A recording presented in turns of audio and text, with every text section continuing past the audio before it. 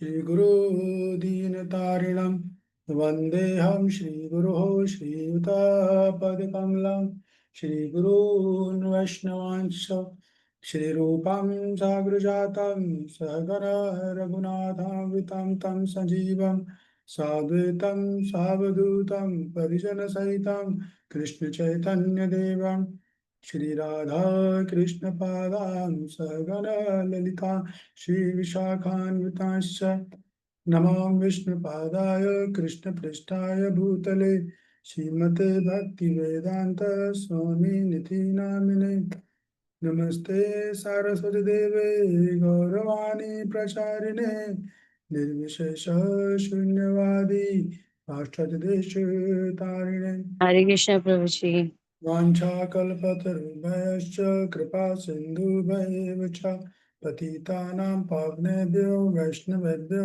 नमो नमः। जय श्री कृष्ण चैतन्य प्रभु नित्यानंद श्री अद्वैत गदाधर शिवासादि गौर भक्त वृंद। हरे कृष्ण कृष्ण कृष्ण हरे हरे हरे राम राम राम हरे हरे। आप भक्तों से निवेदन है, सभी वैष्णव ऐसी है कि वीडियो ऑन कर सके तो अच्छा होगा। हरे कृष्ण प्रभु जी। सादर प्रणाम। ओम नमो भगवते वासुदेवाय। ओम नमो भगवते वासुदेवाय। ओम नमो भगवते वासुदेवाय। नारायणं नमस्कृत्यं नरं चैव नरोत्तमं देवीं सरस्वतीं व्यासं ततो जयमुदीरये। नष्टप्रायेषु अभद्रेषु नित्यं भागवत सेवया भगवत उत्तमा श्लोके भक्तिर्भवति नष्टिकी। कृष्णाय वासुदेवाय देवकी नंदनाय च नंदगोपकुमाराय गोविन्दाय नमो नमः। गोविन्दाय नमो नमः। गोविन्दाय नमो नमः। हरे कृष्णा कृष्ण कृष्ण हरे हरे हरे राम राम राम हरे हरे। हरे कृष्णा। तो स्वागत है आप सभी भक्तगणों का श्रीमद् भगवद गीता यथारूप। राधिका जी आपका भी स्वागत है, कांता जी आपका भी स्वागत है। कांता जी आप अपने ग्रुप के सदस्यों को फोन कर सकते हो, बता दें क्लास चालू हो गई तो वे ज्वाइन कर लेंगे। और भी आप लोगों जो मित्रगण इस क्लास में आते हैं उनको आप लोग कॉल कर सकते हो। तो आज हम जो है भगवद गीता का नया षटकम चालू करने वाले हैं, ठीक है ना। इसको पता है षटकम किसे कहते हैं और भगवद गीता में कितने षटकम हैं?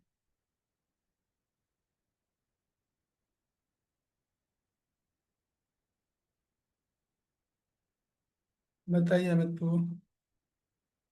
प्रभु जी, षटकम मतलब फर्स्ट जो 6 चैप्टर्स होते हैं, और फर्स्ट टू 6 चैप्टर को निष्काम कर्म योग कहते हैं, और जो 6 से 12 को भक्ति योग कहते हैं, और 12 से 18 को ज्ञान योग। वो तो बढ़िया है, लेकिन षटकम किसे कहते हैं? षटकम का मतलब क्या है? षटकम षटकम पता नहीं पता प्रभु जी। नहीं बोल दिया आपने, आपने ऑलरेडी पहले सबसे पहले वही बोला है, थोड़ा सोच के बोलिए जरा सा।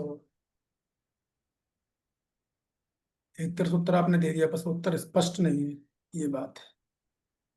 तो yes doctor Neeta, what is षटकम?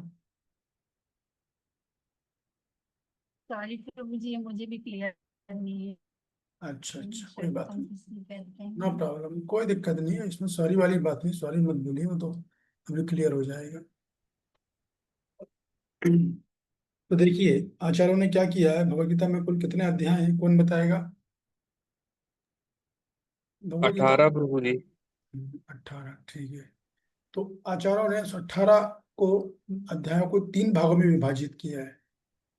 पहला भाग 1 से 6 निष्काम कर्म योग, दूसरा 7 से 12 भक्ति योग, और तीसरा 13 से 18 ज्ञान योग। तो चूंकि उनको 3 भागों में विभाजित किया तो एक यूनिट में 6 अध्याय आ रहे हैं। पहले में 6, बीच वाले में 6, आखिरी वाले में 6, इसलिए इसको बोलते हैं षटकम। इसलिए इसको बोलते हैं षटकम। तो जब हम बोलते हैं कि पहले पहले षटकम में भगवान ने निष्काम कर्म योग की बात करी है, तो इसका अर्थ ये नहीं होता कि भगवान ने वहाँ भक्ति योग नहीं बोला, या भगवान ने वहाँ पर जो है अष्टांग योग नहीं बोला, या भगवान ने यहाँ पर ज्ञान योग नहीं बोला। ये सब बोला उन्होंने, लेकिन चूंकि उस पहले के 6 में निष्काम कर्म योग की प्रधानता है, इसलिए उसको आचार्यों ने निष्काम कर्म योग जो है वो नाम दिया है। इसी प्रकार दूसरा षटकम है जिसको हम बोलते हैं भक्ति योग। तो इसमें क्या है कि ऐसा नहीं कि सिर्फ भगवान ने अष्टांग योग नहीं बोला है, या निष्काम कर्म योग नहीं बोला है, ज्ञान योग नहीं बोला, बोला है, लेकिन भक्ति योग की प्रधानता से इसका नाम पड़ गया भक्ति योग। और इसमें जो एक और विशेषता है बीच वाले षटकम की, कि इसमें जो भगवान ने निष्काम कर्म योग या अष्टांग योग, ज्ञान योग जो बोला है, वो उसको भक्ति में मिश्र करके बोला है। इसको बोलेंगे ज्ञान मिश्र भक्ति, योग मिश्र भक्ति, कर्म मिश्र भक्ति, ऐसे बोलते हैं। तो मैं समझाऊंगा भी आपको, तो आपको समझ में आएगा। ठीक है। इसके बाद जो आखिरी षटकम है 13 से 18, वो क्या है? इसमें बोला गया है ज्ञान योग। तो ऐसा नहीं कि वहाँ भक्ति योग या अन्य योग नहीं बोले, योग बोलेगा, लेकिन वहाँ ज्ञान योग की प्रधानता, इसलिए इसको आचार्य ने नाम दिया है भक्ति योग। तो इस तरह भगवद गीता का जो 18 अध्याय है, उनको 3 भागों में विभाजित किया गया है, 6+6+6, और उन 6 अध्यायों को ही षटकम बोला जाता है। षटकम संस्कृत यानी एक अध्याय में, गीता में आपसे कोई पूछा कितने अध्याय, तो आप बोलोगे 18। तो कोई पूछा कितने षटकम है, तो क्या उत्तर होगा आपका? डॉक्टर नीता, क्या उत्तर होगा? प्रभु जी 3। हाँ, अब समझ में आ गया, 3 षटकम है। जी। तो पहला वाला षटकम निष्काम कर्म योग, दूसरा वाला भक्ति योग, और तीसरा वाला जो है क्या कहते हैं अपना ये ज्ञान योग। तो आज जो है हम जो सबसे सनसनीखेज षटकम है उस पर चर्चा होगी, इसको बोलते हैं भक्ति योग, उस पर चर्चा होने वाली है। तो आज हम जो है बस केवल इस अध्याय के परिचय पे ही चर्चा करेंगे, श्लोक पर भी हम चर्चा नहीं करेंगे, क्योंकि इसका परिचय ही समझना काफी, समझ लोगे आप तो लगभग आप पूरा अध्याय समझ लोगे, ये समझ लो आप, ऐसा हो जाएगा। तो मैं चैप्टर का पूरा ओवरव्यू आज आपको दे दूंगा। इस चैप्टर में कुल मिलाकर 40 श्लोक हैं, ठीक है ना? तो मैं 40 या 42 ऐसे कुछ है, तो मैं बता दूंगा अभी। तो देखिए, आप में से कोई बता सकता है कि भगवान ने अचानक से भक्ति योग क्यों बोला, या पिछले अध्याय से इस अध्याय का क्या लिंक है, क्या कनेक्शन है, क्या फ्लो है, कैसे ये इस अध्याय की शुरुआत हो रही है? कोई अपने दिमाग पर जोर डाल के बोलना चाहेगा? अगर आप तभी बोल पाओगे जब आपको पिछली कक्षा याद हो, पिछला अध्याय के आखिरी के श्लोक अगर याद है, तो आप खट से समझ जाओगे। खास तौर से मैं क्लू दे रहा हूँ, आखिरी वाला श्लोक, पिछले अध्याय का आखिरी वाला श्लोक, तो फिर आप समझ सकते हो कि ये अध्याय की शुरुआत कैसे हो रही है, ये बात होगी। बताइए अमित गुप्ता जी। भक्ति वेदांत स्वामी श्री प्रभुपाद की जय। प्रभु जी, इसमें जो पिछला श्लोक था जो ध्यान योग का 6.4, तो ये बहुत ही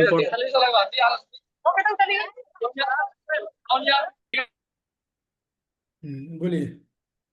तो प्रभु जी बहुत ही इम्पोर्टेंट श्लोक है। तो यहाँ पर भगवान ने अगले श्लोक की जो चर्चा करी, इस श्लोक में उन्होंने मतलब इसको कनेक्ट किया है। तो इसमें ये बताया था आपने कि भक्ति योग सर्वश्रेष्ठ है, क्योंकि यहाँ पर भगवान श्री कृष्ण भक्ति की स्थापना कर रहे हैं। और भक्ति की एक मिनट, कहाँ पर कर रहे हैं? मतलब जो नेक्स्ट नेक्स्ट श्लोक में, मतलब नेक्स्ट चैप्टर में। तो यहाँ से भगवान इस श्लोक से मतलब भक्ति योग की स्थापना करेंगे ये वो ठीक है, नेक्स्ट अब आगे चैप्टर। मत बढ़ो आप। मैं लिंक जी पूछ रहा हूँ, तो आप जो बोल रहे हो ना, तो नेक्स्ट जी चैप्टर जी, में 8वें चैप्टर की बात करो, अब 9 किस चैप्टर की बात कर रहे हैं? मैं 6.47 की ध्यान योग की जो लास्ट श्लोक है उससे कनेक्ट करके बोल रहा हूँ। और जो हाँ, 7 चैप्टर है वो उससे कनेक्टेड है, मतलब इस बस बस श्लोक के। बस बस जी बस, यही बात है, यही बात है, और जी बोलो यही बात है, जी। भैया, घंटी मत बजाया करो। यही बात है एकदम। ठीक है, तो बिल्कुल बढ़िया बोला आपने, एकदम सही जवाब है। इसका मतलब अच्छे से समझ रहे हो आप। तो मैं जो है पिछला श्लोक का, पिछले अध्याय का आखिरी श्लोक सुनाता हूँ आपको। अगर आप लोगों ने ध्यान से नहीं सुना या सुना याद नहीं रहा तो फिर आप नहीं बता पाओगे। ये पिछला श्लोक है, ठीक है, 47वां श्लोक। योगिनाम अपि सर्वेषां मद्गतेर अंतरात्मानां श्रद्धावान भजते यो माम समय युक्त तमो मता। भगवान यहाँ पर क्या बोला, अनुवाद पढ़िए गुप्ता जी, अनिल गुप्ता जी। जी प्रभु जी। अनुवाद इस प्रकार है। पढ़िए। और समस्त योगियों में जो योगी अत्यंत श्रद्धा पूर्वक मेरी परायण है, अपने अंत कारण में मेरे विषय में सोचता है और मेरी दिव्य प्रेमा भक्ति करता है, वह योग में मुझसे परम अंतरंग रूप से युक्त रहता है और सबों में सर्वोच्च है। यही मेरा मत है। हम्म। तो देखिए अभी तक पिछले अध्याय में क्या किया था भगवान ने, 6वें अध्याय में अष्टांग योग पढ़ाया। उसके पहले निष्काम कर्म तो लगातार चल ही रहा था। भगवान ने बीच में भक्ति योग भी बोला और ज्ञान योग भी बोला है। तो भगवान ने इस 6वें अध्याय में कंक्लूजन किया और समस्त योगियों में। और से मतलब क्या है, पीछे भगवान ने बहुत कुछ बोला है और योगियों की जानकारी दी है। तो और योगी कौन कौन है वो, निष्काम कर्म योगी, ज्ञान योगी, है ना, अष्टांग योगी, और भगवान ने भक्तों की भी बोल दिया था पहले भी थोड़ा सा। तो यहाँ पर इसी बात को बोल रहे हैं कि और जितने भी योगी हैं उस योग में सर्वश्रेष्ठ की मुद्दा का भी पूछे, सबसे सर्वश्रेष्ठ योगी कौन है, भगवान ने तुरंत बोल दिया है, भक्ति योग। मद गते न अंतरात्मा, जो मुझे अपनी अंतरात्मा से मेरा भजन करता है वो है। मद गते न अंतरात्मा नाम, जो अंतरात्मा से मेरा भजन करता है ना, भक्ति योग की स्थापना करी उन्होंने जो है, भक्ति योग की स्थापना कर दी है। तो इसी बात क्यों क्यों करी भगवान ने, क्योंकि अब भगवान को भक्ति योग बताना है। अब भगवान भक्ति योग के मूड में आ चुके हैं। और तो अपना हाथ हटा लीजिए अब आप। तो अ, इसलिए भगवान ने यहाँ पे इस चैप्टर का जो नाम है ना, वो दिया गया है भक्ति योग। तो मतलब पिछले पिछले अध्याय के अंतिम श्लोक से ही इस अध्याय की षष्ठ भूमि चालू हो गई थी। इसलिए इसका नाम भगवत ज्ञान भी है, बोलते हैं। लेकिन पूरे योग, पूरा जो षटकम है, इसको भक्ति योग षटकम बोला जाता है। तो भगवान ने पिछले श्लोक में कहा था, पिछले अध्याय का आखिरी श्लोक में 6.47 में, कि जो मन को पूरी तरह से मुझ में लगाकर, यानी भगवान में लगाकर भक्ति के साथ अभ्यास करता है, वही मुझे सर्वाधिक प्रिय है। तमें युक्त समोमता, वही सर्वश्रेष्ठ योगी है, ऐसा मेरा मत है। भगवान खुद बोल रहे हैं, ऐसा क्या, ऐसा मेरा मत है। तो इस तरह ऐसा करके भगवान अब अध्याय 7 में भगवत ज्ञान देने वाले हैं। भगवत ज्ञान बोलो या भक्ति का ज्ञान बोलो, ऐसा भगवान यहाँ पर डिलीवर करने वाले हैं। तो देखिए इस अध्याय में भगवान क्या क्या बताने वाले हैं वो आप पहले समझ लो, ठीक है। तो ये जो अध्याय है, इस अध्याय में भगवान पहले दो शक्तियों के बारे में बताएंगे। इस पर चाहो तो नोट कर सकते, कौन कौन सी दो शक्ति है। पहला भौतिक शक्ति और दूसरा आध्यात्मिक शक्ति, ठीक है ना। भौतिक शक्ति और आध्यात्मिक शक्ति, दो शक्तियों का वर्णन करने वाले हैं।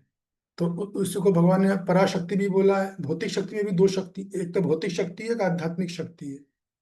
तो और भौतिक शक्ति में भी दो शक्तियां हैं।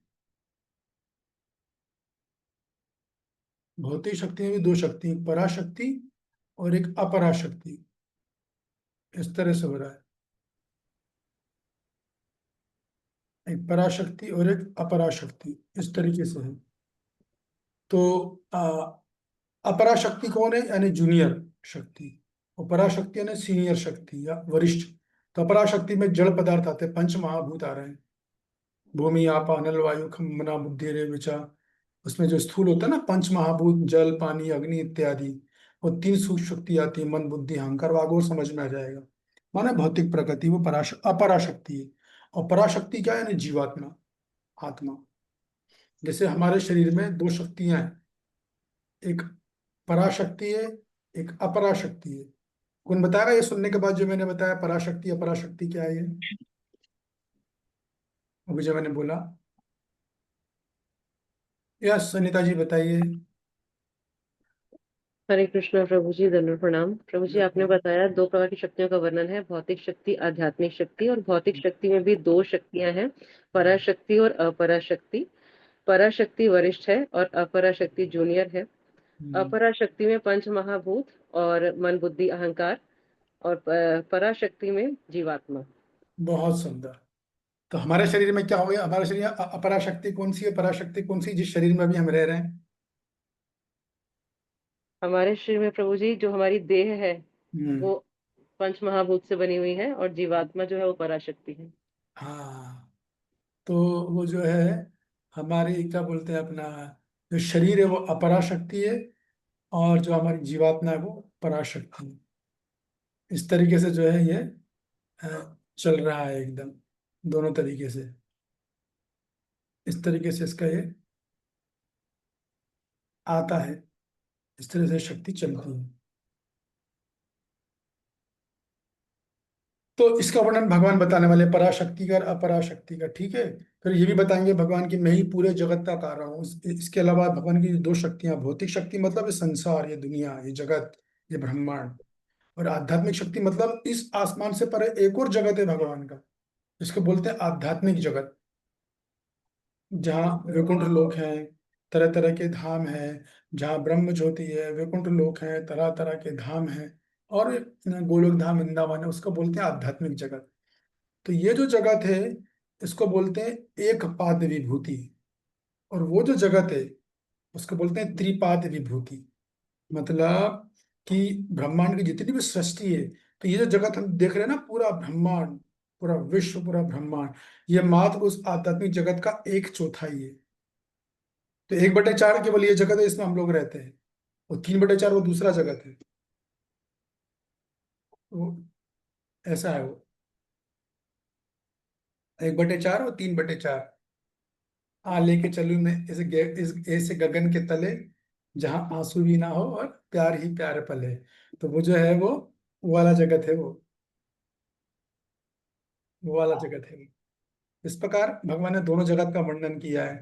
फिर भगवान ये भी बताएंगे कि भगवान को जानना कितना दुर्लभ है, कितना कठिन है। भगवान को जानना कितना कठिन और कितना दुर्लभ है।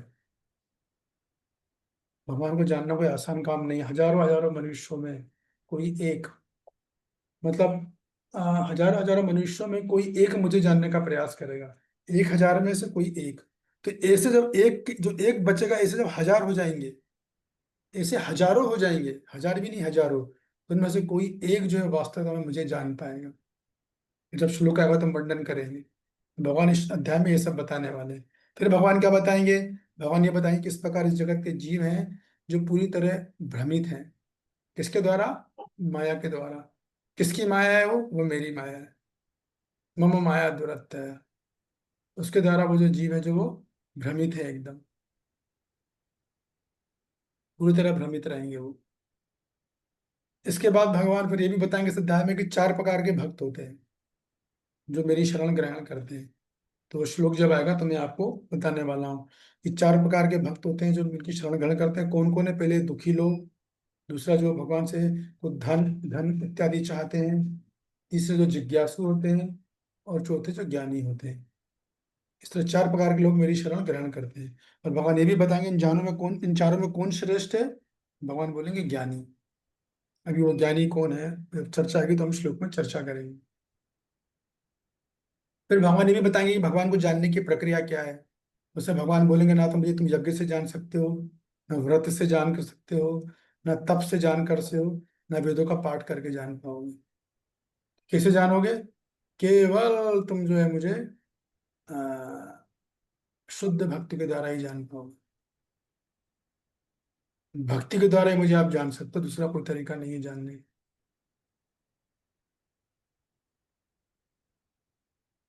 ठीक है। और इसके अलावा अन्य देवताओं की पूजा होती है, उसकी भी सीमा बताई जाएगी। वो अन्य जो देवता होते हैं उनकी भी जो है सीमा वगैरह बताई जाएगी कि कौन कौन लोग हैं जो मेरी पूजा ना करके देवता की पूजा करते हैं, और वो क्यों करते हैं वो भी बताएंगे। इसका भी वर्णन आएगा। ऐसा होगा। तो इस तरह से पूरे जो है इस अध्याय का पूरा वर्णन आने वाला है। तो कुल मिला के आपको मोटी मोटी बात मैं बताऊं, इसको आप ध्यान से सुन लो कि हमने बताया कि ये अध्याय 3 षटकम में है। भक्ति को बीच में रखा है। अभी भक्ति को बीच में क्यों रखा इसकी भी चर्चा हम करेंगे। हालांकि मैं आप में से कुछ लोग मेरे से सुन चुके होंगे, भक्ति को ही भगवान ने बीच में क्यों रखा वो भी चर्चा करेंगे। अभी फिलहाल मैं ये बताना चाह रहा हूँ कि इस अध्याय में मूलतः कोई आपसे पूछे इस अध्याय में क्या बताया गया है, तो आपका उत्तर होना चाहिए इस अध्याय में दो चीजें बताई गई। नंबर 1, भगवान का ऐश्वर्य ज्ञान। लिखा ना भगवत ज्ञान। भगवत ज्ञान से मतलब है भगवान का ऐश्वर्य ज्ञान इस अध्याय में बताया गया है। ठीक है। तो भगवान का दो तरह का ज्ञान होता है, दो तरह की शक्ति हो। देखो होता है ऐश्वर्य ज्ञान, एक होता है माधुर्य ज्ञान। ठीक है। माधुर्य ज्ञान मतलब ब्रज की लीलाएं, वृंदावन की लीलाएं। और यहाँ पर है भगवत ज्ञान। भगवत ज्ञान का मतलब क्या है? भगवान की ऐश्वर्य शक्ति का ज्ञान। ऐश्वर्य शक्ति ज्ञान का मतलब क्या है कि इस अध्याय में ये बताएंगे किस प्रकार भगवान की शक्तियां होती हैं। दोनों शक्तियां, भौतिक शक्ति, आध्यात्मिक शक्ति, किस तरह वो दोनों, उन दोनों शक्तियों का अपना कार्य क्या होता है, उन दोनों शक्तियों का भगवान से परस्पर क्या संबंध है, और भगवान कैसे इन दोनों शक्तियों को नियंत्रित करते हैं। इन सब का वर्णन इस अध्याय में बताया जाएगा। तो एक लाइन में उत्तर क्या आएगा? भगवान के ऐश्वर्य का ज्ञान। ऐश्वर्य ज्ञान का मतलब क्या है? भगवान की भौतिक और आध्यात्मिक शक्ति का ज्ञान ये बताया जा रहा है मूल रूप से। ठीक है। यानी शरीर और आत्मा का ज्ञान भक्ति के द्वारा। फिर क्या बताया जा रहा है? दूसरी बात क्या है इस अध्याय में? भगवान बताएंगे वो कौन 400 लोग हैं जो भगवान की शरण ग्रहण करते हैं, और वो कौन 4 लोग हैं जो भगवान की शरण ग्रहण नहीं करते। यही बताया जाएगा। कौन 4 लोग हैं जो भगवान की शरण ग्रहण करते हैं, और कौन 4 लोग हैं जो भगवान की शरण ग्रहण नहीं करते। इसका वर्णन आएगा। तो कुल मिलाकर बस बात यही है। क्या पूछा जाएगा? तो भगवान के ऐश्वर्य का ज्ञान, और भगवान के जो है अ, वो कौन 4 लोग हैं जो भगवान की शरण ग्रहण करते हैं, और कौन वो 4 लोग हैं जो भगवान की शरण ग्रहण नहीं करते। इसका ज्ञान यहाँ पर दिया जा रहा है 7वें अध्याय में। ठीक है। अभी तक जो मैंने बोला उसमें किसी को कुछ प्रश्न है तो पूछ सकता है, फिर हम आगे बढ़ेंगे। यदि किसी को कोई प्रश्न है, कुछ समझ में नहीं आया है, तो पूछ सकता है। पूछे अमित प्रभु। प्रभु जी, आपने आध्यात्मिक जगत को त्रिपाद विभूति बताया गया है, और भौतिक जगत को क्या बताया था आपने? एक पाद विभूति। Okay Prabhu ji, thank you. उनको दोनों का अर्थ समझ में आ गया ना आपको? प्रभु जी, क्या अर्थ है? प्रभु जी, त्रिपाद विभूति का मतलब होता है कि जो स्पिरिचुअल वर्ल्ड होता है 3/4 है, और हम्म। भौतिक जगत है 1/4 है, तो हम 1/4 में रहते हैं। हाँ, वही बात है बस। ये बात है। ये सुन के नम्रता आ जानी चाहिए हम लोगों के अंदर। किस बात का घमंड करें हम। गोपाल जी बोलते थे इतना बड़ा एक पाद विभूति, इतना बड़ा ब्रह्मांड, उसमें 14 भुवन, उसके एक एक छोटा सा देश इस नक्शे में, पूरा एक छोटा सा विश्व। उस छोटे विश्व में जरा सा एक नक्शा जिसे भारत बोलते हैं, उस भारत के नक्शे में कहीं पर छोटा सा प्रदेश इसे बोलते हैं उत्तर प्रदेश, और उसमें भी एक छोटा सा जिला है जहाँ हम रहते हैं। इतनी तुच्छ हमारी योग्यता, तो किस बात का अहंकार करें। ये बात है। तो ये चीजों का वर्णन है। ठीक है। अभी मैं बड़े इंपॉर्टेंट प्रश्न पे आ रहा हूँ, उसका ध्यान से सुनिएगा। ये देखिए कि ये जो अध्याय है, इसे मैंने बताया इसमें 3 षटकम है। ठीक है। और ये जो बीच वाला अध्याय है जिसे हम बोलते हैं भक्ति योग, तो भगवान ने इसको बीच में ही क्यों रखा है?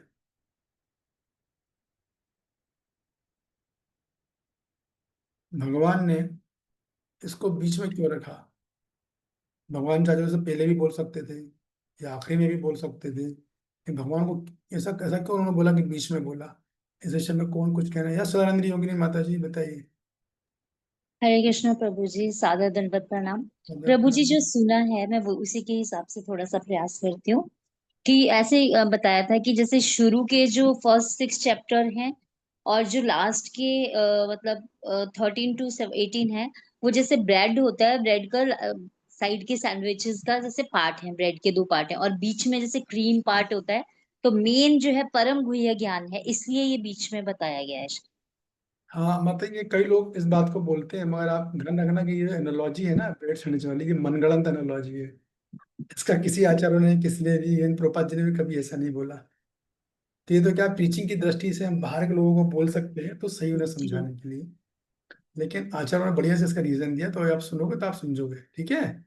जी जी लेकिन जी। आप समझिएगा कि ये कोई रीजन नहीं है ना।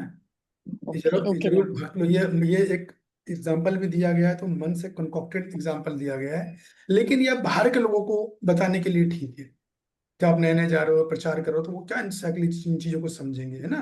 तो उनको समझाने के लिए ठीक है कि मेन मान लो बीच में ऐसा है। लेकिन ये इसका आंसर एक्चुअली है नहीं है, आंसर अभी आपको सुनाई देगा। यस डॉक्टर नीता बताइए। हरे कृष्णा प्रभु जी। जी। प्रभु जी, इसमें ये बीच में इसलिए रखा गया है क्योंकि जो शुरू के 1 से 6 चैप्टर है उसमें भी थोड़ा सा भक्ति योग है, और लास्ट का जो चैप्टर है 13 to 18 उसमें भी थोड़ा सा भक्ति योग को टच किया है। मतलब ये हम्म। दोनों, ये पहला जो षटकम है और लास्ट का जो षटकम है, थोड़ा थोड़ा भक्ति योग को टच किया है, और बीच में इसीलिए भगवान जी ने मतलब उसको भक्ति योग को रखा गया है क्योंकि तो जब टच किया तो फिर बीच में रखने की क्या आवश्यकता है, टच तो करा दिया एक बार। मतलब थोड़ा उसमें निष्काम कर्म योग बताया गया, लास्ट वाले में ज्ञान योग है, बीच में जो है फिर भक्ति योग है। लेकिन जो शुरू के षटकम है उसमें भी थोड़ा थोड़ा भक्ति योग के बारे में बताया गया है, लास्ट वाले में भी बताया गया है। और जितना क्रीम पार्ट है फिर भगवान जी ने उसको बीच में रखा है। हाँ, वो तो रखा था, मगर क्यों? आप जो दे रहे हो तो इन्फॉर्मेशन दे रहे हो, वो सही है किसमें क्या क्या, लेकिन मैं पूछ रहा हूँ क्यों बीच में रखा। क्यों भगवान भक्ति को पहले बोल देते। नहीं तो उससे पहले निष्काम कर्म योग के बारे में बताया गया क्योंकि अर्जुन शुरू में जो जिज्ञासा कर रहे थे उस हिसाब से एकदम से वो भक्ति योग पे नहीं आ सकते थे। अच्छा, राधा ऐसा होता है। राधा रमन जी। अच्छा चलो ठीक, कुछ हद तक सही है आंशिक है, लेकिन क्लैरिटी नहीं है ना, अभी आ जाएगी। हाँ। बताइए सुनीता गुप्ता जी। हरे कृष्ण प्रभु जी, दंडवत प्रणाम। आप कहाँ से प्रभु बोल। जी पहले बताया है कि जैसे कोई कीमती चीज होती है, हम्म, कीमती चीज होती है ना, तो उसको जैसे हीरे की अंगूठी है, उसको हम बहुत मतलब बीच में रखते हैं हम्म, उसकी रक्षा के लिए कि ये हम्म, मतलब कोई चोरी ना हो जाए या नष्ट ना हो जाए, उसके लिए। हम्म, हम्म। हाँ कुछ हद तक आपने और थोड़ा आप आगे गहराई में गए हैं। बताइए के डी डी। हरे कृष्ण प्रभु जी, दंडवत हरे प्रणाम। कृष्ण, दंडवत प्रणाम। प्रभु जी, आपने बताई थी ये थ्योरी कि मतलब अगर जैसे आपने पेन का एग्जांपल दिया था पहले, जैसे कोई कोई पेन लेने गया है, अगर उसको पहले ही हम लोग एकदम महंगा पेन दिखा देंगे तो उसके उसकी कीमत समझ नहीं आएगी, उसकी यूज समझ नहीं आएंगे। तो पहले ही जब पेन दिखाता है जो सेलर है, वो पहले सस्ते पेन दिखाएगा, है ना। फिर वो दूसरे पेन दिखाएगा, फिर वो उसमें सबसे इम्पोर्टेंट पेन बीच में दिखाएगा महंगे वाले, और फिर उसको उसकी वैल्यू पता चल जाएगी प्रभु जी। हाँ आपका उत्तर ये भी कुछ हद तक सही है। लेकिन ये असल में जो उत्तर इस संदर्भ में है कि जब हमने चर्चा करी थी कि भाई जब भक्ति योगी सर्वश्रेष्ठ है, तो भगवान सीधे भक्ति योगी बोलते हैं। भगवान इतने सारे योग क्यों बोले, तो उस कनेक्शन में वो उत्तर था कि आपका उत्तर सही है। ठीक है, यहाँ पर भी उत्तर बैठेगा, कुछ हद तक बैठेगा वो, गीता। नहीं बैठेगा, बैठेगा वो। लास्ट हर्षना जी। हरे कृष्ण प्रभु जी, दंडवत प्रणाम। विनोद प्रभु प्रणाम। जी, इसमें आपने एनालॉजी दी थी आपने कि संदूक जैसे हीरे की अंगूठी है, उसको सेव करने के लिए हम उसको सेंटर में रखा, ठीक है, हाँ ताकि आपकी वो आवाज बहुत। सुरक्षित रहे। हाँ मैं समझ गया, मेरी जो मुझे समझ में आया कि आप वो संदूक का एग्जांपल दे रहे हो ना, संदूक में हम हीरा या अंगूठी रखते हैं इसलिए ना। हाँ वो भी है। जी ठीक है, जी प्रभु जी। एग्जाम्पल दिया जी किसी ने प्रभु भी दिया है। या सनिता जी बताइए। हरे कृष्णा प्रभु दंडवत प्रणाम। प्रभु जी आपने समझाया था कि भक्ति योग को बीच में इससे रखा गया है क्योंकि भक्ति योग जो है वो निष्काम कर्म योग और ज्ञान योग दोनों को संजीवनी प्रदान करती है, क्योंकि इनके बिना दोनों ही सफल नहीं माने जाएंगे। हाँ तो वो उत्तर डॉक्टर नीता का भी सही था, और भी जो लोगों ने बोला उनका उत्तर सही था, हमारे में पूरी क्लैरिटी आ गई कि देखिए इसको विश्वनाथ चक्रवर्ती पाद क्या बोलते हैं, संजीवनी बोलते हैं, है ना। तो जैसे हमने चर्चा किया था कि निष्काम कर्म योग है, उसमें कि अगर आप भक्ति नहीं करोगे, थोड़ी सी भक्ति है ना, कोई भगवान का नाम जप नहीं करोगे, नाम नहीं लोगे, तो आपको आपके निष्काम कर्म योग का फल नहीं मिलने वाला, वो बेकार हो जाएगा। अगर आप ज्ञान योग करोगे या हठ योग या ध्यान योग करोगे, हठ योग करो, कुछ भी योग करोगे, आपको थोड़ी सी भक्ति करनी पड़ेगी। इसका मतलब क्या है, इसका मतलब ये है कि वो जो योग है वो भक्ति पर निर्भर है। लेकिन भक्ति स्वतंत्र है, वो किसी पर निर्भर नहीं है। भक्ति करने के लिए आपको ना निष्काम कर्म होगा, ना ज्ञान होगा, ध्यान होगा, कुछ करने की जरूरत नहीं। शुद्ध भक्ति ऐसी है। तो भगवान ने इसको भक्ति में बीच में इसलिए रखा है कि वो ऊपर के जो निष्काम कर्म योग हैं उसको स्पर्श कर रही है, तो ताकि उससे निष्काम कर्म योग को संजीवनी मिलती रहे, उसे जीवन मिलता रहे। और नीचे को और बीच में और नीचे जो ज्ञान योग है उसको भी संजीवनी मिलती रहे, क्योंकि वो दोनों भक्ति पर निर्भर है, लेकिन भक्ति स्वतंत्र है, भक्ति किसी पर निर्भर नहीं। अभी मान लो भगवान भक्ति योग को पहले रख देते सबसे ऊपर, और निष्काम कर्म योग बीच में आता, और सबसे नीचे ज्ञान योग आता, तो क्या होता? दिव्य श्यामा माता जी बताइए क्या होता?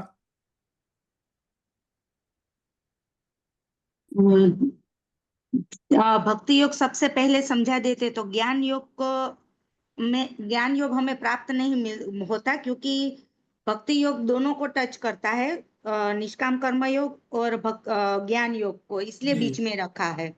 हाँ हाँ, तो मान लो अपन भक्ति योग को सबसे ऊपर रख दें और नीचे निष्काम कर्म योग को रखें और सबसे नीचे ज्ञान योग को रख दें, तो क्या होगा?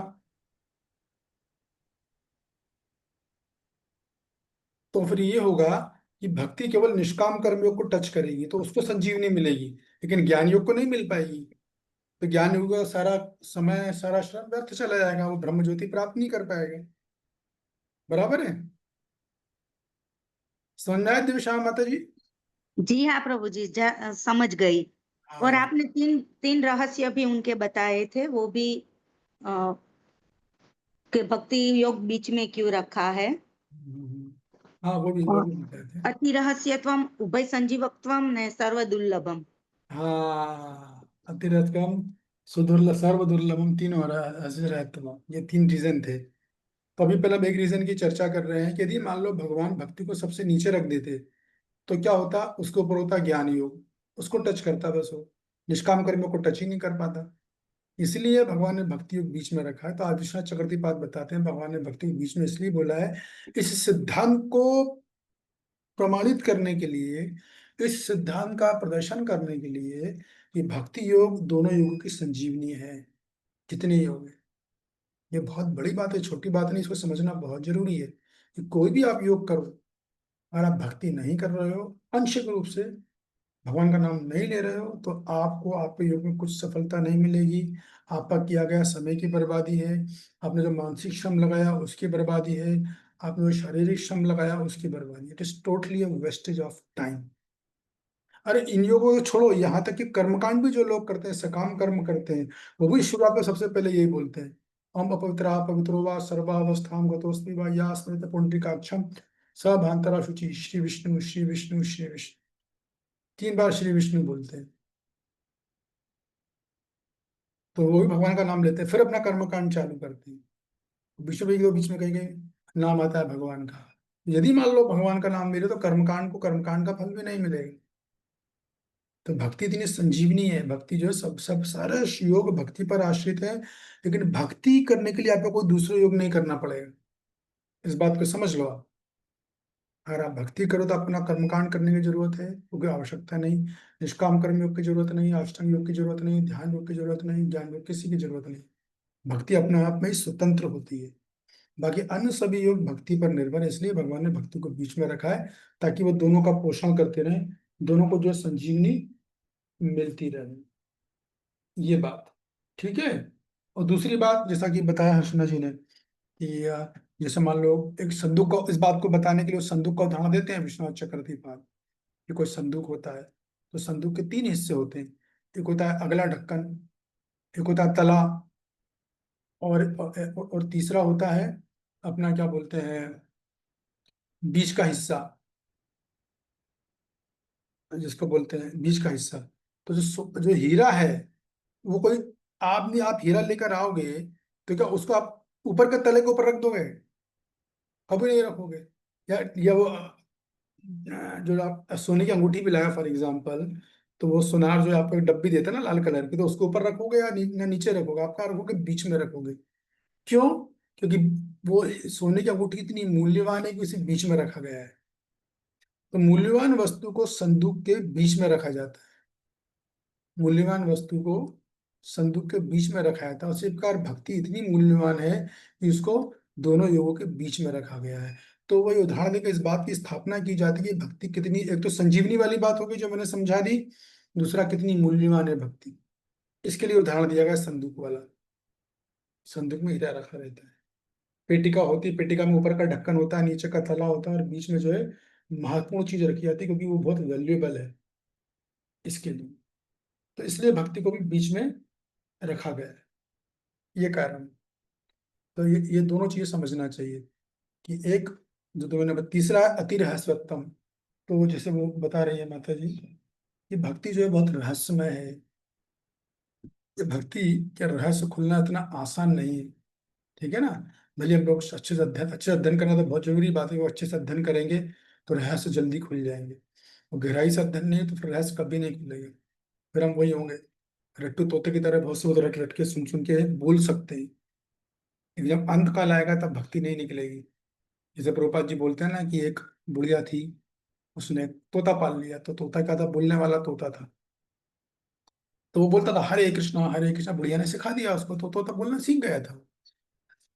लेकिन जब अंत काल आया, जब बुढ़िया नहीं थी, और जब बिल्ली आई, जब मौत आई सामने, तब उसने हरे कृष्णा नहीं, तो टाय टाय टाय जो उसकी ओरिजिनल आवाज है वो निकल रही थी। क्यों? क्योंकि हरे कृष्णा का उसको रहस्य समझ में नहीं आया। उसी प्रकार भक्ति में अगर हमें भक्ति का रहस्य नहीं खुलेगा, तो आने वाले अगले अध्याय भगवान बोलेंगे अंत काले च मामेव स्मरण मुक्त्वा कलेवरम। जो अंत काल में मेरा स्मरण करेगा वही मुझे प्राप्त करेगा, नहीं तो नहीं कर पाएगा। इसलिए भक्ति बड़ी रहस्यमय है, इसलिए भक्ति बहुत रहस्यमय है। और भक्ति का रहस्य क्या, ये कोई बताना चाहेगा? भक्ति कब से सुन रहे हैं, भक्ति बड़ी रहस्यमय है। गीता में चौथा अध्याय बोलता है रहस्यम हो तो तमाम, बड़ा रहस्यमय ज्ञान है, बहुत दिव्य ज्ञान है। तो इसके रहस्यता के दो भाग हैं। सबसे पहला रहस्य क्या है, मन मना मद्दा भक्तो मद्दा जी नाम नमस्कुरु, कि तुम जीव हो, तुम भगवान नहीं हो। पहले तो ये समझ लो, ठीक है। तुम कहीं भगवान न थे, ना हो, ना कभी बनोगे, जैसे बाहर की दुनिया के लोग बोलते हैं। तुम एक साधारण जीव हो, तो तुम मेरे समान तो कभी नहीं बनोगे। हाँ, लेकिन चूंकि तुम इस जगत में आके बहुत दुख में रहते हो, कष्ट में रहते हो, ईर्ष्या प्रतिस्पर्धा हानि नुकसान प्रसंग सब सहते रहते हो, कष्ट में रहते हो, तो उस दुख से तुम कैसे निकल सकते हो? चार चीजें करके, मन बनाओ, मुझ में मन लगाओ। कोई बोलेगा भगवान तो बड़ा कठिन है, मन तो लग नहीं पाता, मन तो मेरा यहाँ वहाँ लगता है, मोबाइल मोबाइल में रात में मोबाइल देखे बिना मुझे नींद ही नहीं आती है। है कि नहीं? तो भगवान बोलते ठीक है, मन बना नहीं तो मत मत भक्तो। दूसरा बताते नहीं कर पाओगे तो मेरे भक्त बन जाओ, नवदा भक्ति करो। अरे नहीं भगवान से बहुत टाइम देना पड़ता है, सुबह जल्दी उठना पड़ता है, मंगल आरती जाओ, फिर गीता पढ़ो, फिर नोट्स बनाओ, टंटे वाला काम है। तो आसान तरीका नहीं है। भगवान बोलते हैं क्या, मेरी पूजा करो। मन मना मद्दा भक्तो मद्दा जी, मद्दा जी आने मेरी पूजा करो। अरे नहीं भगवान, सुबह आधा घंटा पीटना पड़ेगा, घंटी बजाओ, फिर पहले आचमन करो। अभी तो आचमन ही नहीं करना नहीं आता हिंदुओं को, तो ये हाल है सनातनियों का। तो आचमन करो, आचमन करने के बाद फिर अगरबत्ती चढ़ा, फिर घंटियां बजा, फिर कुछ कुछ बोलो। उससे बहुत टाइम है, कहाँ इतना टाइम है यहाँ पर? मैं इतनी फुर्सत ही नहीं, ऑफिस जाऊंगा, कमाने जाऊंगा, नहीं कमाने जाऊंगा तो बीवी घर में बेलन से मारेगी, मैं ऑफिस जाऊंगा तो बॉस मारेगा। और आप बोल रहे हो कि मेरी पूजा करो, तो मेरे पास तो दो ही पूजा है, या तो बीवी की पूजा कर लो या बॉस की पूजा करो, तो उन्हीं की पूजा करता हूँ, इतना टाइम नहीं है मेरे पास। तो भगवान चलो ठीक है, अच्छा आखिरी माम नमस्कार, मुझे नमस्कार तो कर सकते हो। हाँ भगवान वो कर लूंगा। तो वही बड़े कुछ कुछ लोग तो मैंने देखा, वो घर से बाहर निकलते तो ही भगवान को नमस्कार करने में उनको आलसी आती है। मैंने आंख से देखा है, घर में उनके विग्रह, पत्नी बेचारी पूजा पाठ कर रही है, वो बोलती है नमस्कार करो, तो वो भी नहीं करते वो लोग। जल्दी में जा रहा हूँ, जल्दी में, और भागते पीते आधा नाश्ता खाएंगे, आधी चाय वाय पियेंगे। या कुछ लोग ऐसे हैं कि जल्दी नहीं करेंगे तो उनको अहंकार बहुत है, वो भगवान के सामने सर झुकाना ही नहीं चाहते। तू कर, तू ये जो करना है, तियो को मना नहीं कर रहा ना, हमको मत बोल। क्यों? पुरुषत्व की भावना। लेकिन जो पता नहीं भगवान नमस्कार तब तो मैं कर लूंगा। तो ये रहस्य है कि तुम अपनी अपनी वास्तविक स्थिति में आओ। तुम दास हो, तुम स्वामी नहीं हो। और तुम तभी सुख रहोगे जब तुम मेरी भक्ति करोगे। किस तरीके से? और चार चीजें मैंने बताई, ये रहस्य है। दूसरा रहस्य इससे भी गहरा है, वो क्या है? भगवान ने तो बोला मन मना मदना भक्तों गीता का ज्ञान दिया, सब कुछ दिया, भक्ति भान भक्ता माम भी जाना थी। तुम बस कल भक्तों के माध्यम से मुझे जान सकते हो, अन्यथा मुझे जान ही नहीं सकते हो। तो आप में से कौन बताएगा कि भक्ति कहाँ मिलेगी?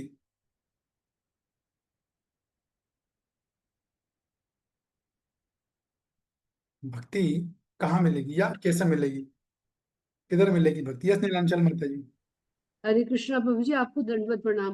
दंडवत भक्तों के प्रणाम। सानिध्य में, शुद्ध भक्तों के सानिध्य में, उनसे हाँ, उनसे श्रवण करने में, भगवत गीता और भागवतम का श्रवण करने में, उनके सानिध्य से। श्रवण और अध्ययन।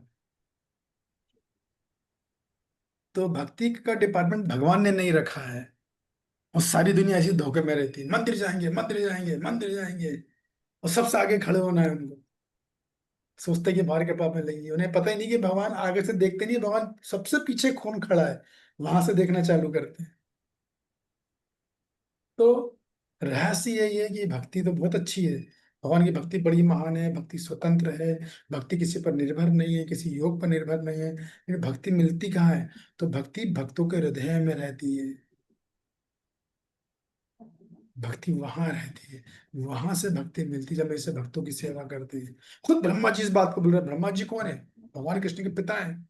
अपने पिता के बारे में सबसे अच्छी जानकारी कौन देगा? बेटा ही दे सकता है। ब्रह्मा जी क्या बोल रहे हैं? वेदेषु दुर्लभम। खुद के वेदा पढ़ के, वेदों में आपको, वेदों के माध्यम से अध्ययन करके आपको पाप करना दुर्लभम, बहुत कठिन है, बहुत जटिल है, लगभग लगभग असंभव है। वेदेषु दुर्लभम। लेकिन फिर क्या बोल रहे हैं? सुदुर्लभम, लेकिन बहुत आसान भी है। सुदुर्लभम मतलब बहुत आसान, इजी, जिस तरह को उबला आलू खाना है। उबला आलू जिसके दांत नहीं वो भी खा सकता है कि नहीं? तो इतनी आसान है। लेकिन कैसे? सुदुर्लभम आत्म भक्तो। आपके जो भक्त हैं उनके माध्यम से भक्ति मिलना बहुत आसान है। तो आपके भक्तों में कौन फिर ये मुद्दा आएगा? तो बोल रहे हैं आत्म भक्तो, मतलब जिनको आप अपना समझते हो, जिनको आप मानते हो कि नहीं ये मेरा भक्त है, इसने कठिन जटिल समय में भक्ति करके दिखा दी, वो भगवान का आत्म भक्तों में आता है। इसने प्रूफ कर दिया, एकदम कठिन से कठिन समय निकाल लिया है, जटिल से जटिल समय निकाल लिया। भगवान उसको बहुत प्रेम करते हैं, ध्यान रखिएगा हमेशा, क्योंकि भगवान जानते हैं ना इसने कष्ट मेरे लिए उठाया है, और भगवान उसकी जिम्मेदारी लेते हैं कि इसकी मैं बचाऊंगा। फिर इसको, इसने मेरे लिए अपना घर छोड़ दिया, अपना परिवार छोड़ दिया, अभी धन छोड़ा, संपत्ति छोड़ी, यहाँ तक कि अपना बैंक बैलेंस छोड़ दिया। फिर उसका धन क्या बचा? एक शरीर, वो भी ले, वो भी भगवान ने वो भी ले लिया, दरिद्र बना दिया एकदम। तब भी उसने भगवान की भक्ति नहीं छोड़ी, तो भगवान का आत्मविश्वासी बन गया ना वो। आत्म मतलब आत्मविश्वासी। ऐसे भक्तों की जो हम सेवा करते हैं, श्रवण करते हैं, प्रभुपाद जी से महान भक्तों के ग्रंथों का अध्ययन करते हैं। प्रभुपाद जी की सेवा का सबसे बढ़िया तरीका क्या? प्रभुपाद जी के ग्रंथों का अध्ययन करना, टॉप मोस्ट सर्विस है। इसके लिए प्रभुपाद जी ने इतना सारा प्रपंच बनाया है, इतनी सारी विग्रह की सेवा दी, फूलमाला की सेवा दी, कुकिंग वुकिंग वुकिंग सब कुछ केवल इसीलिए, क्योंकि भगवान जी जानते थे कलयुग में लोग इतने सब लोग अध्ययन नहीं कर पाएंगे। कलयुग का माहौल ऐसा है, कलयुग का वातावरण ऐसा है, आधे घंटे की क्लास में तो लोगों को नींद आ जाती है, लेकिन 8 घंटे दौड़ वाले तो खूब दौड़ लेंगे, मंदिर के लिए, कोई भी सेवा के लिए दौड़ भाग की सेवा बहुत कर लेंगे। तो वो करते करते करते का उनका शुद्धिकरण हो जाता है, फिर उनमें ये अध्ययन करने की क्षमता जागती है। खासतौर से जो अध्ययन आप लोग कर रहे हो ना, इतना गहन अध्ययन बहुत कम लोग करते हैं, बहुत कम लोग करते हैं। प्रमाण है कि आप सब लोग दुर्लभ लोग हो। वरना मैं भी चाहूँ तो मैं भी बहुत हल्की फुल्की क्लासेस दे सकता हूँ, मैं भी लोगों को माला का जप करना सिखा दूँ, तिलक लगाना सिखा दूँ, वीडियो में बना के लाखों लाखों व्यूज मिलेंगे। आजकल तो सोशल मीडिया पर तो यही चलता है, बड़े बड़े लोग जो भक्ति कर रहे हैं 30 से 50 साल से, बिल्कुल उनका कंटेंट कितना सस्ता हो गया इनसिक्योरिटी के कारण। कंटेंट में कुछ क्वालिटी ही नहीं रही है उनकी, एकदम कंटेंट गिर गया है, और जिनका फॉलोअर है वो भी गिरे हुए हैं। 20 साल बहन करने के बाद आप लोगों को तिलक लगाना अगर सिखा रहे हो तो शर्म की बात है। तभी ठीक ना होगा। आवाज कहाँ से आ रही है? आवाज पड़वा ना कौन बोल रहा है? हरिवाणी देवीदासी प्रभु जी। हरी वाणी माता जी, आप म्यूट कीजिए। तो ये बात है। तो इस तरह का अध्ययन करना कोई मामूली बात नहीं है, वरना तो क्या है, आपको तो बाकी तो बहुत कुछ चल रहा है, आप हल्की हल्की बातें, इतना गहन अध्ययन कौन कर रहा है? हमेशा ध्यान रखिएगा, हीरे मोती कभी ऊपर नहीं मिलते। ज्ञान के मोती के लिए समुद्र की गहराई में कूदना पड़ता है, तभी मिलते हैं। तो आप लोग बहुत भाग्यशाली का आप लोग को बिना कूदे मिल रहा है। सब कुछ पड़ा थकाया थकाया प्लेट में लगा लगाया मिल रहा है एकदम। कूदने का काम हम कर रहे हैं और आप लोगों को मिल रहा है, ये बात है। तो इसलिए यही भक्ति के सब रहस्य होते हैं। अगर ये चीज आप नहीं समझोगे ना, आपको भक्ति में कभी आनंद नहीं आएगा। मैं बता रहा हूँ, कभी आनंद नहीं आने वाला। वो आनंद आएगा कब तक, जब तक शरीर अच्छा है, जिंदगी में तकलीफ नहीं, तो नाचना गाना बढ़िया, वही भक्ति का अंग है। तो आचार्य ने रिकमेंडेड किया, वो भी हम करते हैं, हम उसकी निंदा नहीं कर रहे, वो भी करना है, लेकिन आंतरिक भक्ति भी करना है। हमेशा याद रखिएगा, जीवन में वो समय जरूर आएगा जब मैं अकेला रहूंगा। वो समय अवश्य आएगा, ऐसा बिल्कुल नहीं होगा कि वो समय नहीं आएगा। हम सबको उससे निकलना पड़ेगा। हम कभी ऐसे होंगे जब हम बीमार रहेंगे, अकेले होते हैं बीमारी में, घर में भी रहो तो लंबे बीमार पड़ जाओ, आप घर वाले भी छोड़ देते हैं एक तरफ, क्योंकि उनके भी बस की नहीं, कितना करेंगे। कभी कभी लोगों की गंभीर बीमारियां होती हैं, कमरा दे दिया, बेचारा पड़ा है वहां पे, टाइम टू टाइम खाना दे दिया, हो गया। तब उसको एक से एक तब अगर भक्ति समझ गए आप, तब तो आप निकाल लोगे अपना बुरा समय। जब बुढ़ापा हम सबको फेस करना है। मैं आपको अच्छी तरह से बता दूं, मेरा बिल्कुल रोज का सर्वे है। बुढ़ापे में जब आप बूढ़े हो जाते हो ना, तो आपको कोई ध्यान नहीं देगा, ये बिल्कुल मान लो आप। अभी तो आपके हाथ पैर चल रहे हैं, बढ़िया बोल रहे हो, लोग आपसे खूब मिल रहे हैं, आ रहे हैं, जा रहे हैं, व्यवहार चल रहा है, लेकिन जैसे ही आप बूढ़े हो गए, ये लोग आपको अकेला छोड़ देंगे। आपके साथ के लोग आपको अकेला छोड़ देंगे, गारंटी दे रहा हूँ। बुढ़ापा इसलिए बुद्धिमान आदमी परीक्षित महाराज जैसा काम करता है। पहले ही बुढ़ापे की तैयारी कर लो, पहले ही शरीर छोड़ने की तैयारी कर लो, अपने आप को इतना स्ट्रांग बना लो कि कल को कोई नहीं भी हो, मेरे पास ज्ञान के इतने मोती हैं, ये थोड़ा बहुत भी मेरी सेवा हुई, हवा पानी भी जीने को, शरीर को रहने को मिल गया, तो मैं आराम से भगवान का चिंतन करके अपना बुरा समय आराम से गुजार लूंगा, मैं भगवत धाम भी चले जाऊँ। तो उसके लिए सब गहराई से अध्ययन करना पड़ेगा। अभी पहले श्लोक में कम से कम एक क्लास लूंगा मैं, 2 घंटे की श्लोक है पहली क्लास, इतना डीप श्लोक है। शुरू के 3 श्लोक जबरदस्त है एकदम, 7.1, 7.2, 7.3, 2-2 घंटे की क्लास है। इसलिए मैं चालू नहीं कर रहा, आराम से चालू कर रहा हूँ। ये ज्ञान के मोती हैं, ये बहुत गहन ज्ञान है एकदम। इसकी वैल्यू करना, पहली बात तो हर किसी को मिलता नहीं है, जिनके मिल पाता उसमें भी जरूर नहीं कि हर आदमी वैल्यू कर पाए। और ऐसा भी होता है कोई वैल्यू करना चाहता भी है तो उस आचार्य बोलते हैं मंद भाग्य, उसका दुर्भाग्य ऐसा होता है, वो दुर्भाग्यशाली है कि ज्ञान के मोती मिल भी गए, उसको इच्छा भी है इसकी कीमत समझने की, और वो जानता भी है, फिर भी नहीं कर पाएगा। क्यों? दुर्भाग्य। क्या दुर्भाग्य उसका? क्योंकि वो ऐसे लोगों के संपर्क में आ जाएगा, वो भटक जाएगा, इतना सब कुछ मिलने के बाद भी। कल ये श्लोक है पूरा श्रीमद् भागवत में, प्रायण अल्पायुषे कलो अस्मिन् युगे जना मंद सुमंद मतियो मंद भाग्या। सब कुछ हो गया उसका। कलयुग में बोलते लोग अल्पायु होंगे, दोष है ना कलयुग के, तो बताते हैं आचार्य, अल्पायु होंगे लोग, कलो स्वभाव से झगड़ालू होंगे, प्रायण अल्पायुषे कलो अस्मिन् युगे जना मंद होंगे।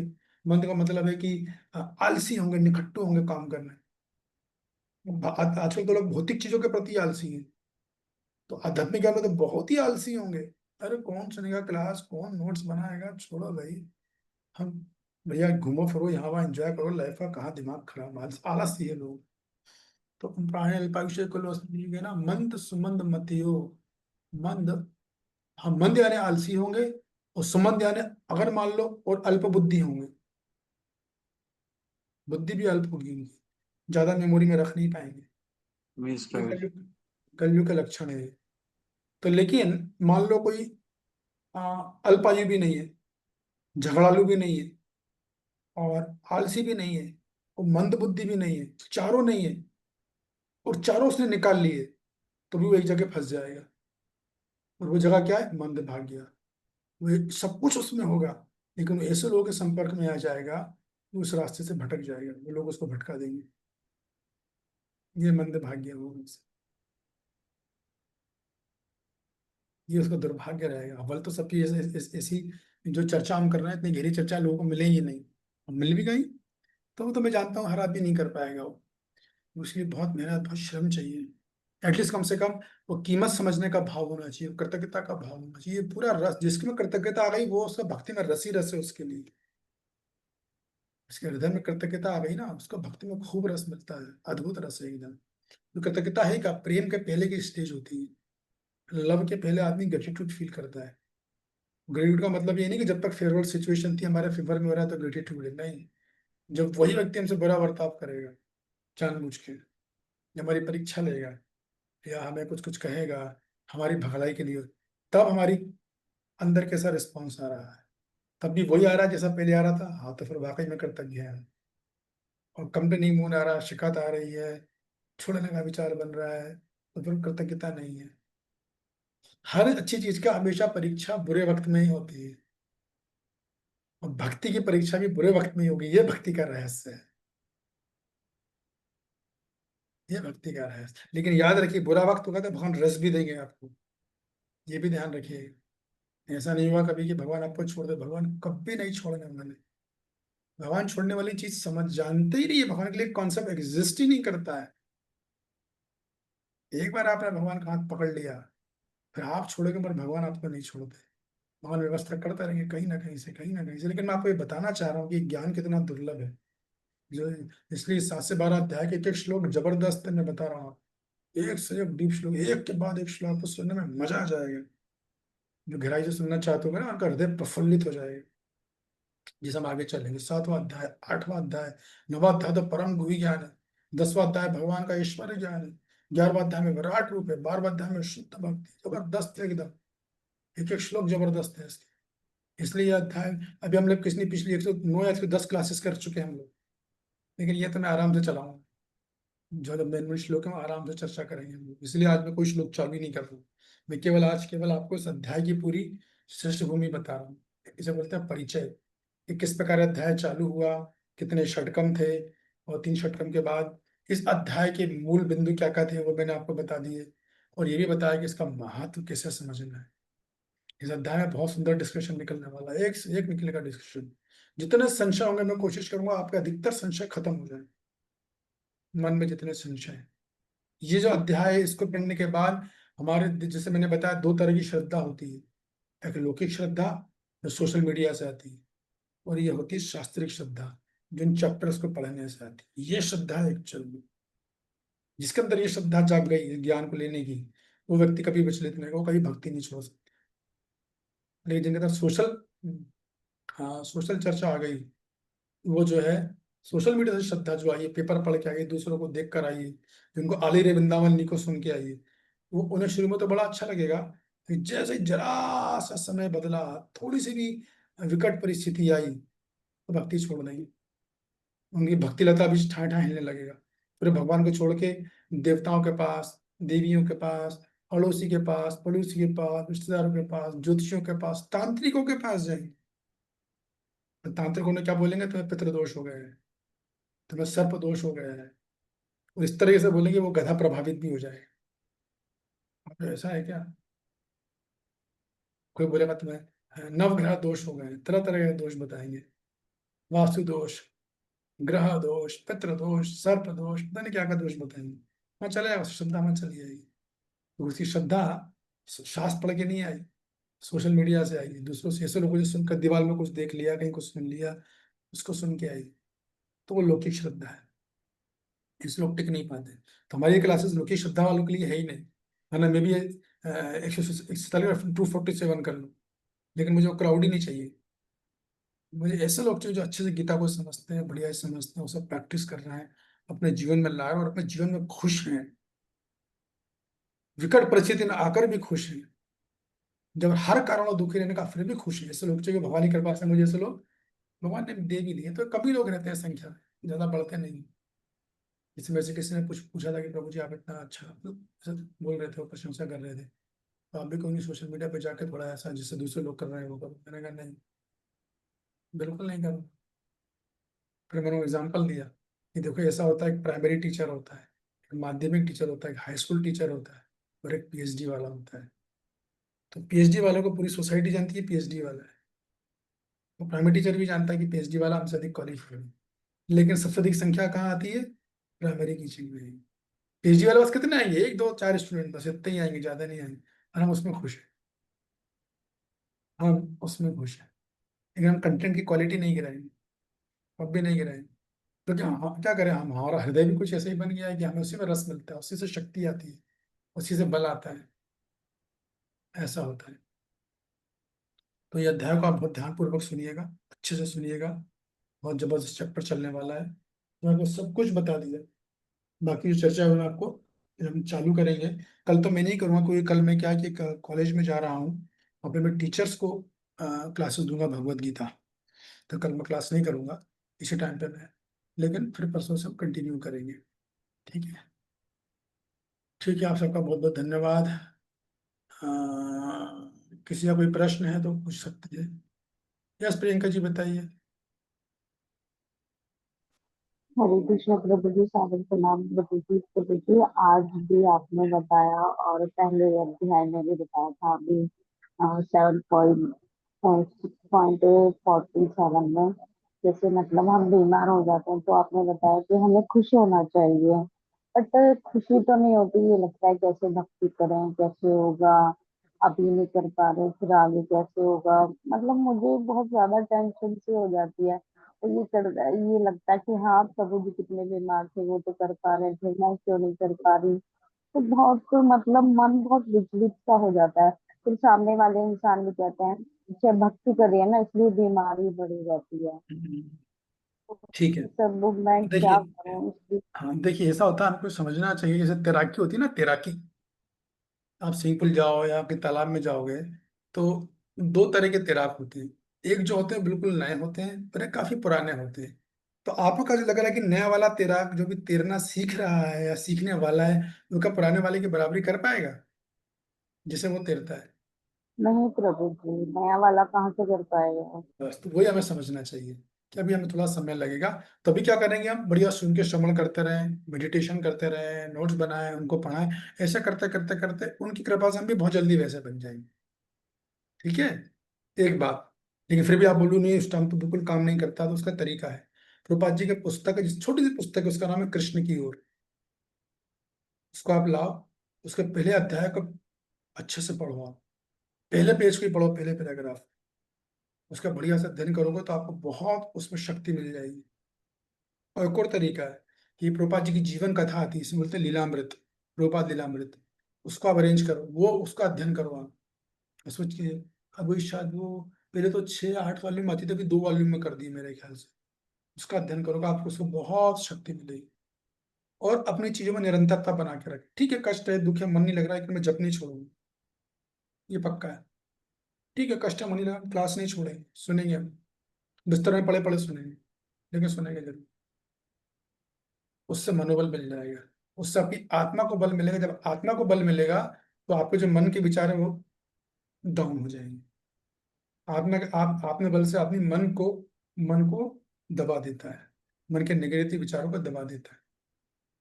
और हमेशा ऐसे लोगों का संग करें जो सकारात्मक बोलते हैं लाइफ, सकारात्मक जो नकारात्मक बोलते हैं उनसे दूर रहें, तो उससे कहा हमारी चेतना भी नकारात्मक हो। ठीक है ना? सोचो प्रभुपाद जी ने कितनी स्ट्रगल करी है, कैसे कैसे की, पढ़ोगे आपको सब समझ में आएगा। संतुष्ट कि नहीं? ठीक है, ओके, यस धनधानी माता जी। हरे कृष्णा प्रभु जी, दंडवत प्रणाम प्रभु जी। प्रभु जी बहुत सुंदर आप आज ने बताया, बहुत अच्छा लगा। आपने सही बताया कि हम एक दिन अकेले होंगे, लेकिन वो समय अभी हम आसार देख रहे हैं, ये चीज अब भी चल रही है प्रभु जी। ये चीज एक तो प्रश्न मेरा प्रभु जी ये था, जैसे कि आपने बताया कि लोग पंडितों के पास जाएंगे, वो उसके पास तो ऐसे उसके ये जाते हैं, ये झाड़ पूछ वाले, हम्म, ये बोल देते हैं भाई ऐसे वैसे हैं, पितृ दोष है, ये है। तो प्रभु जी उनके पास जाना चाहिए नहीं जाना चाहिए, एक देखो तो। माता जी, ये अच्छा प्रश्न है। और दूसरा? दूसरा प्रश्न ये है प्रभु जी, जैसे हम बीमार, मैं अपनी बता रही हूँ, मैं बीमार हो जाती हूँ, कुछ थोड़ी सी बीमारी आ जाती है तो मेरे मेरे को है ना इतनी नींद आती है, जैसे किसी को नींद की गोली दे रखी है, इतनी नींद आती है मुझे। मैं मेरे जप भी नहीं होते, मेरा ध्यान भी कुछ भी नहीं होता उस समय। तो उस समय क्या करना चाहिए मुझे? तो आप पहले मुझे ये बताओ कि जब आप बीमार पड़ती हो तो आपको बहुत नींद आती है, तो वो जब से आपने क्लासेस ज्वाइन करी है उससे नींद कुछ जितनी पहले आती है उतनी ही अभी आ रही है, उससे कम हुई है? नहीं, जैसे तबीयत खराब हो जाए तो मुझे नींद बहुत आती है, बगैर दवाई खाए हुए मुझे ऐसा हो जाए जैसे नींद की दवाई खा रहा है, कितना नशा रहता है मेरे अंदर। हाँ तो वो तो माता जी देखो, शरीर का स्वभाव है ना, शरीर की एज है, वो आपको नहीं, सभी के साथ ऐसा होता है, तो सबके साथ होता है। तो जहां तक हो सके जो हम सुनते हैं उसको मेडिटेट करने का प्रयास करें। अपने जहाँ आप सोते हो सामने गोपाल जी का पिक्चर रखें, भगवान का पिक्चर रखें, जब आंखों खोलेगी तब हम देख सकते हैं। या आपके पास कोई मोबाइल है, उसको कोई प्रवचन बगल में लगा लें, तो सुनते सुनते सुनते वो भी कानों में जाता है, उससे फिर हमारा मेडिटेशन भी चालू हो जाता है, तो हमें काफी सहायता करेगा वो। कुछ नहीं हो सकता है तो एक हरे कृष्ण मंदिर की मशीन आती है, वो लगा के रख लो आप, सबसे बढ़िया काम है। धीरे धीरे मैं जब बीमार रहता था कमरे में, तो मेरे कमरे में 24 घंटे प्रभुपाद जी का जो महामंत्र चलता था, 24 आवर्स चला के रखता था, और मुझे उससे एनर्जी शक्ति मिलती थी। बहुत तरीके हैं, ऐसा नहीं हम कुछ भी नहीं कर सकते, तो महामंत्र की मशीन तो लगा ही सकते हैं ना, मशीन आती है उसकी।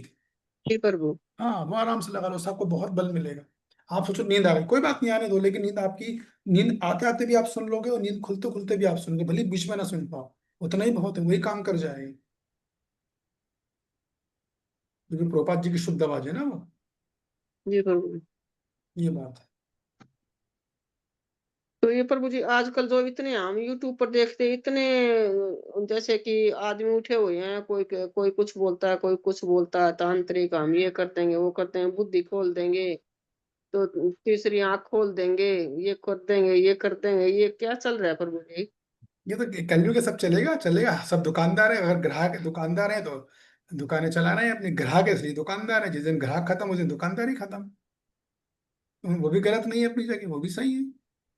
हमको जैसे कि प्रभु जी ऐसा है, जैसे कोई घर में बीमार हो जाए और उसको दवाई नहीं लगती, और वे बोल देते हैं इसको भाई ओपरा पर आया है या किसी ने कुछ कर रखा है, फिर ऐसे इलाज करवाए ना करवाए, क्या कारण है ये? वो भक्त है कि अभक्त है? तो वो अभक्त है, हैं? अभक्त है, भक्ति नहीं करते वे। भक्ति नहीं करते तो फिर तो वो जाएगी। जो भक्त हो उसको जाना चाहिए, नहीं जाना चाहिए? हाँ ये बात है, भक्त हो जाए। अब इसको ध्यान से सुनिएगा सूत्र को। तो देखिए यहाँ पर खेल आता है श्रद्धा का, ठीक है ना। अगर किसी की वाकई में अच्छी श्रद्धा है तो वो तो नहीं जाने वाला, उसे पता है वो खुद असुरक्षित है, वो खुद अपने आप को बचा नहीं सकता, वो मुझे क्या बचाएगा, वो मेरी क्या रक्षा करेगा। काल कर्म गुणाधीनो देह पंचभौतिक, नारद मुनि बोलते हैं युधिष्ठिर महाराज को श्रीमद् भागवतम में। अरे वो खुद काल के अधीन है, वो खुद भौतिक प्रकृति के गुणों के अधीन है, वो मुझे क्या बचाएगा। तो भक्त कभी जाता नहीं इन लोगों के पास, नंबर एक। नंबर टू, उसकी इच्छा नहीं होती। लेकिन सपोज कोई ऐसी परिस्थिति आ जाए, हम किसी घर में, परिवार में, समाज में रह रहे हैं, और हम ज्यादा नहीं जाएंगे तो उसका बुरा प्रभाव पड़ेगा, भक्त लोग नेगेटिव होंगे, ऐसी स्थिति है, अगर ऐसी सिचुएशन है, तो केवल लोक व्यवहार को दिखाने के लिए वो जाएगा, जा सकता है, और लोग घर वालों को संतुष्ट करने के लिए। लेकिन अगर वो ठीक અંદર તો હારું છે ને, બોક્સ તો ટેપ માર દે એટલે થઈ જાય હારું. कौन है? આ લોકો જો કરીને આવે એટલે આ તો આખો પેકેજ છે. कहाँ से आ रही आवाज है? जी विठल समथिंग कोई वो है प्रभु जी, विठल। विठल प्रभु जी, थोड़ा अपना अपना म्यूट कीजिए, कर दिया उन्होंने। तो अव्वल बिल्कुल नहीं जाना, छोड़ो, मन में भी विचार नहीं आना चाहिए, कन्विंस रहना चाहिए कि ये कुछ काम नहीं करने वाले हैं। यदि मेरी कोई रक्षा करेगा तो केवल भगवत गीता, भगवान श्री कृष्ण साधु गुरु, कोई मेरी रक्षा तो जाने ही नहीं चाहिए। पहली बात अटल रहना चाहिए। लेकिन कभी ऐसी स्थिति आ सकती है, मान लो हस्बैंड है, दादा घर वाले बुजुर्ग, चल चल चल चल, तो चले भी गए आप, तो आपको मन में महामंत्र का, अब तो जाना नहीं, मैं साफ साफ बोल रहा हूँ, फिर आप महामंत्र का जाप कर सकते हो। और आपका विश्वास कभी उस पर नहीं होना चाहिए कि इस व्यक्ति ने मेरे को ठीक किया। विश्वास तो भक्ति पे ही रहना चाहिए। अगर आपको लगता है कि मेरा विश्वास डगमगा जाएगा तो बिल्कुल मत जाओ। अगर आपको लगता है कि नहीं, मेरा विश्वास तो अडिग है, कृष्ण भक्ति पे ही है, और मेरी जाने की इच्छा भी नहीं है, लेकिन ठीक है, लोक व्यवहार के लिए मुझे जाना पड़ रहा है, तो ये बहुत रेयर सिचुएशन होती है जिसकी से बात है। अव्वल answer is no, absolutely no. ठीक है जी प्रभु जी, प्रभु जी आपके पास टाइम है, एक बात करना चाह रही थी मैं आपसे। अब समय हो गया, अब आप अलग से कर लीजिएगा, ठीक है। ठीक है प्रभु जी, ठीक जब है। मेरे को अगले बैच में जाना है, तुरंत मेरा समय हो गया है, तो आप जिसको भी जो पूछना आप मेरे से अलग से पूछ लीजिएगा, ठीक है। अभी नहीं, कल पूछेगा, अभी नहीं, लगातार क्लासेस चलेंगी। ठीक है तो प्रभु जी, आज्ञा दीजिए। धन्यवाद आपका। कृपा सिंधु भयेच्छा पतितनां पावनेभ्यो वैष्णवेभ्यो हरे नमः।